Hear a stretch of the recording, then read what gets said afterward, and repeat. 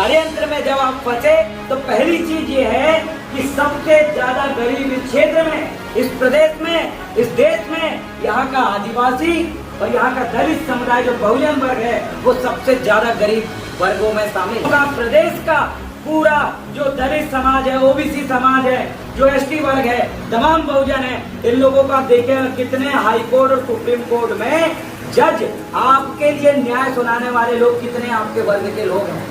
जितना ये समाज का व्यक्ति शिक्षा में आरक्षण का फायदा नहीं ले पा रहा है उतना वो व्यक्ति ले रहा है जो बोगस बना हुआ है, जो फर्जी जाति प्रमाण पत्र कास्ट सर्टिफिकेट बना के आपके नाम पे नौकरियां कर रहा है। लेकिन इस समाज के लोग कभी उनका जाति प्रमाण पत्र की छानबीन उसके लिए कभी आवाज नहीं उठाए। नमस्कार, सेवा जोहार, जय भीम। आप देख रहे हैं संदीप बनके मीडिया। मैं हूं संदीप बनके। मध्य प्रदेश के जिला छिंदवाड़ा के हमारे आदिवासी भैया देवरावन भलावी गढ़चिरौली चंद्रपुर जाकर महाराष्ट्र में अपना भाषण अभिवादन दिया।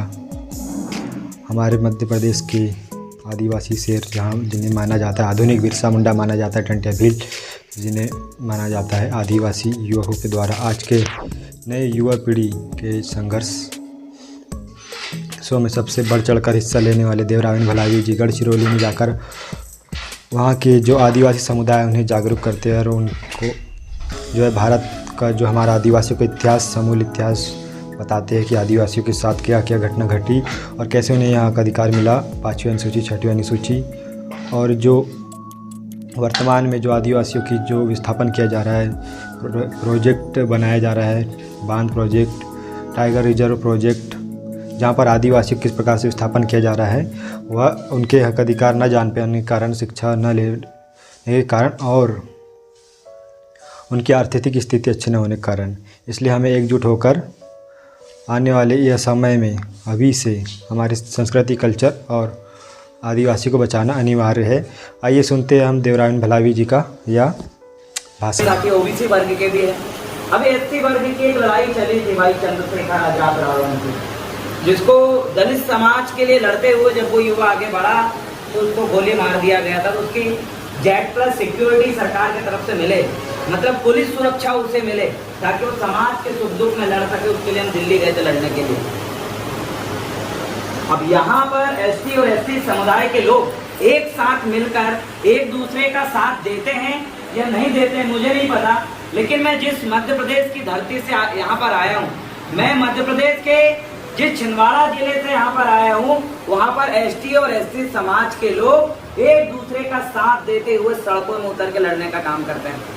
वहाँ भीम आर्मी बनी हुई है, वहाँ पर लोकल के जो संगठन है भीम आर्मी और गोंडवाना के जो संगठन है मिलकर एक दूसरे का साथ देते हैं। वहाँ एससी समाज कम है इसलिए उनको कुछ लोग दबाने का काम करते हैं, जातिगत भेदभाव करते हैं। थाने में पुलिस प्रशासन उन्हें भगा देती है, उनकी कोई भी सुनवाई नहीं करती। स्कूल कॉलेजों में उनको जाति सूचक गाली दे के भगाया जाता है। ऐसी कई विपरीत परिस्थितियों में पूरा आदिवासी समाज और गोंडवाना का जो आंदोलन है उनका हमेशा साथ देता है। मैं आप सभी से ये कहना चाहता हूँ, आप इस गांव की सभी जनता जनार्दन से कहना चाहता हूँ और वीडियो और इसमें देखने वाले तमाम सदा समुदाय से और इस देश के मूल निवासी भाइयों और बहनों से कहना चाहता हूँ कि आज का जो समय है बड़ा विपरीत चल रहा है। आपके और हमारे खिलाफ सरकार ने कई बड़े षड्यंत्र बना चुकी है और षड्यंत्र बनाकर आप और हमें बहुत बुरी तरीके से षड्यंत्र में फंसा दिए हैं। लेकिन दुख की बात यह है कि षड्यंत्र में फंसने के बाद आपको एहसास ही नहीं होता कि मैं किसी षड्यंत्र में फंसे हैं। षड्यंत्र में जब आप फंसे तो पहली चीज ये है कि सबसे ज्यादा गरीब इस क्षेत्र में, इस प्रदेश में, इस देश में यहाँ का आदिवासी और यहाँ का दलित समुदाय जो बहुजन वर्ग है वो सबसे ज्यादा गरीब वर्गों में शामिल है। देश चलाने के लिए 4 चीजों की जरूरत पड़ती है। सबसे ऊपर न्यायपालिका होती है। न्यायपालिका में आप देख लीजिए आपके गांव का, प्रदेश का पूरा जो दलित समाज है, ओबीसी समाज है, जो एसटी वर्ग है, तमाम बहुजन है, इन लोगों का देखें कितने हाई कोर्ट और सुप्रीम कोर्ट में जज आपके लिए न्याय सुनाने वाले लोग कितने आपके वर्ग के लोग हैं। तो आप देखेंगे जीरो, बहुत कम इक्का दुक्का लोग ही चुनकर वहां पर गए, एग्जाम पास करके वहां पर गए। क्यों?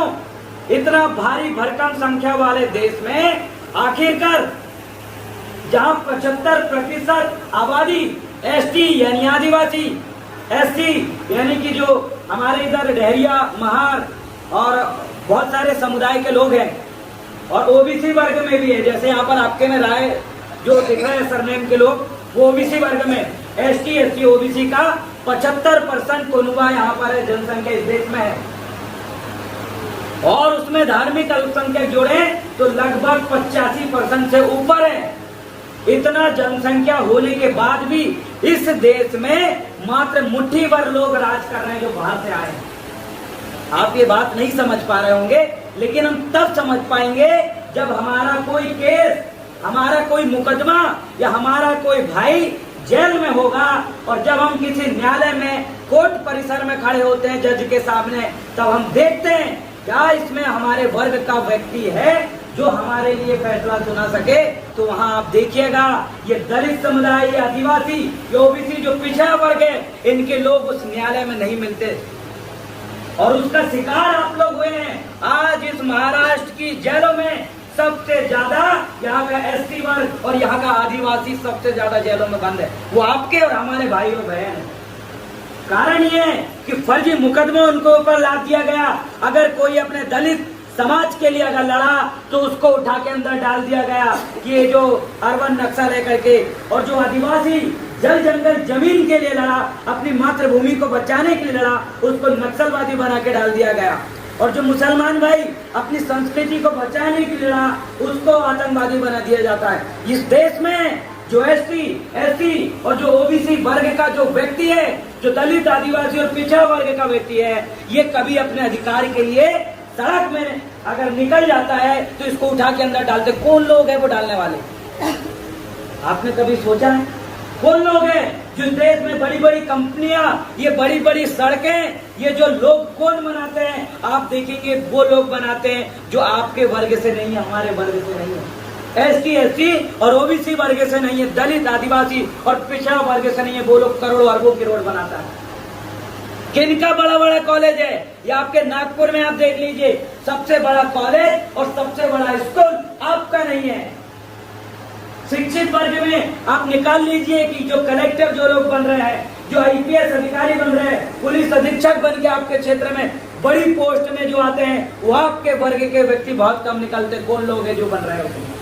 आप विचार करिए। आपका क्षेत्र, आपकी जमीन कई सालों से, हजारों सालों से आपके पुरखा इसी जमीन में पैदा हुए, आपके पैन पुरखा, आपके जितने भी पैन शक्तियां हैं यही जमीन में हैं। लेकिन इस महाराष्ट्र में सबसे ज्यादा जमीन वाला व्यक्ति यहाँ का दलित, यहाँ का आदिवासी और यहाँ का पिछड़ा वर्ग का व्यक्ति नहीं है। आपके पास जमीन नहीं बची है, आपकी जमीन तो छीन ली है लोगों ने। किसने छीना? कभी आपने विचार किया? क्या आपने विचार किया कि न्यायपालिका के बाद जो यहाँ की व्यवस्थापिका है, आईएएस, आईपीएस, जो बड़े बड़े अधिकारियां बनते हैं, जिनके हाथ में पूरा प्रदेश और जिला होता है, जो आपके एक एक निर्णय, चाहे वन विभाग में किनकी जमीन गई, किन लोगों का कब्जा है, किनका फेंसिंग लगा रहा है, वन विभाग कहाँ गड्ढा खोदेगा, कहाँ आपके गांव के लोग बफर जोन के नाम पे भगाए जाएंगे, कहाँ आपके लोगों को तालाब के नाम पे डोबा जाएगा, कहाँ आपके लोगों को हक अधिकार छीना जाएगा। ये बड़ी बड़ी चीजों जो लोग संभालते हैं, अपर सचिव, मुख्य सचिव, आईएएस, आईपीएस जो अधिकारी है, वो आपका वर्ग नहीं बन पाया है। अगला कौन बना है फिर? उसमें आप विचार करिए। जब आपका विधायक, सांसद, जो आमदार का यहाँ चुनाव होता है, एमपी और एमएलए आपके जो बनते हैं, वो आपके लिए आवाज नहीं उठाते। उनकी समाज का व्यक्ति उनके सामने मरता है, उनकी समाज की बहु बेटियों का शारीरिक शोषण होता है, लेकिन उसके जवान से एक शब्द नहीं निकलता। वो आपके समाज के कई व्यक्ति बन जाते हैं, लेकिन आपके लिए आवाज नहीं उठाते।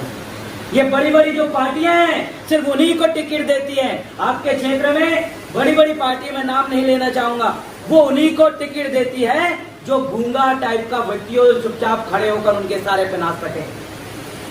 भारतीय संविधान में यहाँ के दलित, आदिवासी और पिछड़ा वर्ग के लिए 4 प्रकार का आरक्षण दिया हुआ है, लेकिन वो चारों प्रकार के जो आरक्षण जो बाबा साहब भीमराव अम्बेडकर ने लड़कर हमें दिलाए, हमें दिलाने वाले तमाम महापुरुष जो थे, जिन लोगों ने लड़के दिलाए, वो आरक्षण का फायदा आपको नहीं मिल रहा, ढंग से नहीं मिल रहा है। वो आरक्षण का फायदा छोड़िए, आपको वो 4 प्रकार के आरक्षण ढंग से समझ में नहीं आए होंगे। सोच के देखिए, उस समय जयपाल सिंह मुंडा, बाबा साहब भीमराव अम्बेडकर उस समय उन लोगों से लड़के आपको ये अधिकार दिलवाएं, उन लोगों से लड़के। कौन लोग? जो सड़क जिनकी है, बड़ी बिल्डिंग जिनकी है, जिनके पास बड़ी बड़ी फैक्ट्रियां हैं, जो बड़ी बड़ी नौकरियों में, वो लोग जो बाहर से आए हैं, उन लोगों से लड़के जो अधिकार हमें दिलाए गए, उन अधिकारों को हम आज तक नहीं समझ पाए, जिन अधिकारों को उन्होंने हमें दिलाए हैं, लिखे हैं अपने हाथ से। सोचो कितनी दर्दनाक बात है, कैसी स्थिति में हम जी रहे हैं। ये समाज का व्यक्ति शिक्षा में वो आरक्षण को नहीं समझ पाया। जब शिक्षा में आरक्षण को आप समझोगे तो पाओगे कि जो व्यक्ति बाहर से आया है, जो इस देश का ही नहीं है, वो व्यक्ति यहाँ के दलित, आदिवासी और पिछड़ा वर्ग के नाम पे आरक्षण जो शिक्षा में मिलना चाहिए उसका पूरा फायदा ले रहा है। जितना ये समाज का व्यक्ति शिक्षा में आरक्षण का फायदा नहीं ले पा रहा है, उतना वो व्यक्ति ले रहा है जो बोगस बना हुआ है, जो फर्जी जाति प्रमाण पत्र, कास्ट सर्टिफिकेट बना के आपके नाम पे नौकरियां कर रहा है। लेकिन इस समाज के लोग कभी उनका जाति प्रमाण पत्र की छानबीन उसके लिए कभी आवाज नहीं उठाए। नहीं, समाज के लोग के जो विधायक बने, वो आमदार बने, जो सांसद बने, एमपी बने हुए हैं, इन लोगों ने भी कभी आवाज नहीं उठाई, क्योंकि ये गुलाम लोग हैं। ये ऐसी पार्टियों से चुनकर आए हैं जो पार्टियां इनके गले में एक वो पट्टा डाल के रखी है कि तेको किधर जाना और क्या बोलना है। शिक्षा में आरक्षण आप देखिए, उसी में जब शिक्षा में आरक्षण की बात आई, उसके बाद नौकरियों में आरक्षण मिला। शिक्षा में आपके बच्चों को बिना पैसे के कैसे मुफ्त में शिक्षा मिले, विदेश कैसे आपका बच्चा पढ़ के जाए, बड़ी बड़ी नौकरियों की तैयारी कैसी हो, इसके लिए शिक्षा में आरक्षण दिया गया था। नौकरी में आरक्षण दिया गया था कि समाज के लोग गांव में रहते हैं, दोनों टाइम मजदूरी करते हैं, दिन रात बहुत बड़ी बड़ी समस्याओं से जूझते हैं, उसके बावजूद इनकी नौकरियां कैसे लगे, इसके लिए बाबा साहब भीमराव अम्बेडकर और जयपाल सिंह मुंडा जी ने पहल चलाया और उसमें नौकरियों में आरक्षण दिया, ताकि आपका बच्चा एक बहुत बड़ा पुलिस ऑफिसर बन सके, कलेक्टर बन सके, एक बहुत बड़ा नेवी ऑफिसर बन सके, हर एक जॉब में बड़ी पोस्ट तक आपका बच्चा पहुंचे। इसके लिए आपको अधिकार दिया नौकरी में आरक्षण। लेकिन आपका व्यक्ति फायदा नहीं ले पाया है, दूसरा व्यक्ति उसका फायदा लिया हुआ है। प्रमोशन में आरक्षण आप देखिए, नौकरी लगने के बाद उनके आगे बढ़ने के चांसेस बंद कर दिए जाते हैं, आगे नहीं बढ़ने दिया जाता। उसके लिए भी प्रमोशन में आरक्षण, तीसरा प्रकार का आरक्षण मिला था। क्या हुआ भैया, आपका व्यक्ति जब यहाँ का थानादार बन के आता है, किसी थाना का प्रभारी बनता है, वो वही लटका रहता है, उसको आगे बढ़ने नहीं दिया जाता। क्यों? क्योंकि वो महार है। क्यों? क्योंकि वो कोई आदिवासी समाज का है। क्यों? क्योंकि वो कोई कलार है, उसको वहीं हरा दिया जाता है, नहीं बढ़ने दिया जाता उसको। क्यों? जब आपके महापुरुषों ने आपको इतने बड़े अधिकार दिया है तो उनका फायदा आपको नहीं मिल पा रहा है। 3 प्रकार का आरक्षण बता दिया। चौथा आरक्षण राजनीति में है। राजनीति में आपको आरक्षण दिया गया है कि आपका व्यक्ति आमदार बन सके, आपका व्यक्ति यहाँ का मुख्यमंत्री बन सके। लेकिन आप लोगों ने अपने लोगों को चुनने की बजाय ऐसे लोगों को चुन के पहुंचा दिया जो आपके आंखों के सामने आपको बर्बाद करते हुए वो देखेगा, लेकिन मुंह से एक शब्द भी नहीं निकलेगा। ऐसे लोगों को आप आमदार बना के पहुंचाते हो। और उसने बड़े अधिकार दिए हैं आपको, लेकिन आज जिन लोगों को इस महाराष्ट्र का शासक होना चाहिए था, जिनको मालिक होना चाहिए था, जिनको यहाँ की शासन व्यवस्था, यहाँ की राजनीतिक व्यवस्था, यहाँ की शैक्षणिक व्यवस्था और यहाँ की धार्मिक व्यवस्था में जिसकी पकड़ होनी चाहिए, वो समाज का व्यक्ति यहाँ पर बैठा हुआ है, लेकिन आपकी पकड़ नहीं है, किसी और की है। कौन है ये और व्यक्ति जो जंगलों को काट के आपसे छीनना चाहता है? कौन है वो और व्यक्ति जो आपकी खनिज संपदा, कोयला से लेकर तमाम खनिजों को आपसे छीनना चाहता है? कौन है जो व्यक्ति जिन्होंने आपके बच्चों की नौकरियां खा गई? कौन है वो व्यक्ति जो आज आपको गरीब बना रहा है और आपके हिस्से का पैसा वो खुद खा रहा है? कौन है वो व्यक्ति जो हमारे लोगों को कठपुतली बना के रखा है? आपको विचार करना है कौन है वो। कुछ षड्यंत्रकारी लोग हैं, उस समय हमारे महापुरुषों ने उनसे लड़े थे, लेकिन आज आप उनकी पहचान नहीं कर पा रहे हैं। याद करिए, जब ये लोक शाहीर अन्ना भाऊ साठे ने दुश्मन को पहचाना कि कौन व्यक्ति है जो समाज के लिए दुश्मन है, आप पहचानिए। राजमाता जीजाऊ साहेब, इन्होंने जिनको पहचान लिया कि ये कौन लोग हैं जो समाज को रोक रहे हैं। बिरसा मुंडा ने पहचान लिया कि कौन लोग है हमारी जल जंगल जमीन को काट रहा है। बाबा साहब भीमराव अम्बेडकर ने पहचान लिया कि कौन लोग हैं यहाँ के महार समुदाय के लोगों को, दलित समुदाय के लोगों को पानी पीने से भी रोक रहा है। यहाँ के टांटिया भील ने पहचान लिया कि कौन लोग है जो हमारे लोगों को बंधुआ मजदूर बना रहा है, कौन लोग है जो उनसे खनिज संपदा छीन के ले जा रहा है। रानी दुर्गावती ने पहचान लिया कि कौन है जो मेरी मातृभूमि में जहाँ सोने चांदी के सिक्के चल रहे हैं, उसको बर्बाद करने के लिए उन्होंने पहचान लिया दलपत साहा ने, पहचान लिया रघुनाथ साहा ने, शंकर साहा मंडावी ने, इन्होंने बाबूराव सेठवाके जी ने, इन्होंने पहचान लिया कि कौन इस समाज का दुश्मन है, कौन इनको बढ़ने से रोकता है, कौन इनके बच्चों को आगे आने से रोकता है, उन्होंने पहचान लिया। लेकिन आप नहीं पहचाने, इसका मुझे दुख है। हमारे महापुरुषों ने सभी को पहचान लिया था, इसलिए आज वो महापुरुष बने हुए, इसलिए यहाँ पर हम उनको पूछते हैं। लेकिन बड़ी दुख की बात है कि यहाँ का आदिवासी, यहाँ का दलित समाज, यहाँ का ओबीसी पिछड़ा वर्ग अपने समाज के दुश्मनों को नहीं पहचाना, उल्टा उनके साथ घुस के उन्हीं की सेना को मजबूत कर रहा है। अरे आपको खत्म करने वाले लोगों में जो आपको खत्म कर रहे हैं, वहां ही आपका भाई खड़ा होकर उनको मजबूत कर रहा है। आप अपने दुश्मनों को मजबूत करते हो, दुश्मनों की सेना में जाके शामिल होते हो, आपका क्यों विकास होगा? आप रहोगे सबसे ज्यादा गरीब। यूपी बिहार का व्यक्ति आके यहाँ अमीर करोड़पति बन जाएगा, आप रहोगे सबसे गरीब। वो गुजरात का व्यक्ति आके यहाँ अमीर करोड़पति बन जाता, आप रहोगे गरीब। वो हरियाणा और कहाँ के लोग, जोधपुर आइसक्रीम वाला, राजपुरोहित, कौन घुस गया, सब बना डाला, पेट्रोल पंप से लेके सब, आप लोग रहोगे वहीं। क्यों? क्योंकि आप लोगों ने अपने दुश्मनों को मजबूत करने का काम किया है, अपने खुद को मजबूत नहीं किया। अब समय आ गया है कि अपने हाथ मजबूत करिए, अपने दिमाग मजबूत करिए। उस समय हमारे महापुरुषों ने, आदिवासी महापुरुषों ने तलवार निकाल के, राजतंत्र था उस समय, तलवार की लड़ाई लड़ी, तीर धनुष की लड़ाई लड़ी। राजतंत्र में तलवार को धार लगाने की जरूरत पड़ती है, और लोकतंत्र में ये पेन और ये कलम की ताकत को समझने की जरूरत पड़ती है। हम आज तलवार निकालेंगे, हम आज बंदूक निकालेंगे, तो उन लोगों के पास हमसे 2 गुना ज्यादा बंदूक है, वो आपसे पहले आपको भून डालेंगे, आपके बच्चों को भून डालेंगे। आप उनके सामने हथियार बंद आंदोलन करोगे, वो आपके पूरे खानदान को सफा कर देगा, वही चाहेगा कि यहाँ से मुक्त हो जाए। लेकिन जिस दिन आपने एक कलम की ताकत पहचान लिया, आपने ग्राम सभा की ताकत पहचान लिया, आपने रूढ़ी परंपरा की ताकत पहचान लिया, आपने आपका नेचुरल लॉ, लोकल लॉ, जो स्थानीय विधि है, यूनिवर्सल लॉ, इंटरनेशनल कानून को पहचान लिया, जिसको बाबा साहब भीमराव अम्बेडकर ने पहचाना, और एक अकेला व्यक्ति पूरा का पूरा सिस्टम से लड़के इस देश का संविधान बनाए, बहुत बड़ी बात है। इससे आज आप और हम ये सरकार से लड़के, आज आप और हम ये पुलिस से लड़के, हमें जेल में डाल दिया जाता है, हमारे लोगों को कई नक्सलवादी, कई आतंकवादी बना दिया जाता है। लेकिन सोच के देखो, उस समय बाबा साहब भीमराव अम्बेडकर भी इस देश में उन लोगों के लिए लड़ा जो छुआछूत के शिकार था, उन लोगों के लिए लड़ा जो जंगलों में रह रहे थे, उन लोगों के लिए लड़ा जिसके राजपाट छीन लिया गया। लेकिन वो व्यक्ति जेल गया क्या? कभी आपने सुना बाबा साहब भीमराव अम्बेडकर जेल में थे, यहाँ पर उनका वो जेल के अंदर ही पूरा समय बीत गया? सुने कभी?